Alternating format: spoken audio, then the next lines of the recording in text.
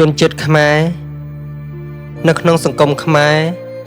គឺចរិតខ្មែរត្រូវបានចាត់ទុកថាជាលក្ខណៈដ៏មានតម្លៃថ្លៃថ្នូរមួយដែលបង្ហាញពីអត្តសញ្ញាណវប្បធម៌និងសីលធម៌នៃជនជាតិខ្មែរចរិតខ្មែរជាសម្បត្តិវប្បធម៌បុរាណដែលបន្តបង្រៀនពីជំនាន់មួយទៅជំនាន់មួយដោយផ្អែកលើមនោសញ្ចេតនាសង្គមសាស្ត្រសុភាពរាបសារការគោរពឲ្យតម្លៃអ្នកដទៃឆាប់អព្យាស្រ័យមិនងាយចាត់ដាច់ការរួបរวมសហការ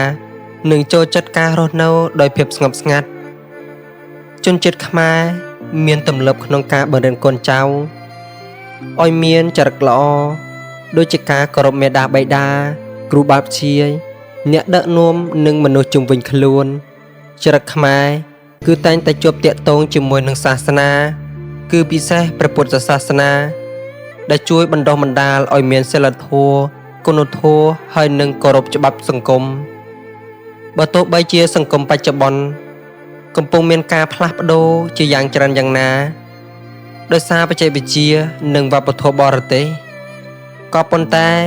ការរក្សាចរិតខ្មែរនៅជាកត្តាសំខាន់ដ៏ចាំបាច់វាជាជំហានដើម្បីការពារអត្តសញ្ញាណជាតិនិងធានាពីការរីកចម្រើនយ៉ាងមានសុចរិតក្នុងសង្គមផងដែរដោយឡែកការស្វែងយល់ពីចរិតខ្មែរគឺមិនត្រឹមតែជាការស្គាល់នៅការនិយាយស្ដីតែប៉ុណ្ណោះទេប៉ុន្តែត្រូវនำយកទៅអនុវត្តក្នុងជីវិតប្រចាំថ្ងៃផងដែរដូច្នេះការអប់រំជាចរិតខ្មែរគួរត្រូវចាប់ផ្ដើមពីគ្រួសារសាលារៀនសហគមន៍និងទៅដល់សង្គមជាតិដើម្បីបង្កើតភាពរួបរวมនិងការអភិវឌ្ឍសង្គមដើម្បីដល់ការកម្រិតខ្ពស់ដោយសារតែចរិតជាដំណាក់កាលសំខាន់ដំបូងនៃការរស់នៅសង្គម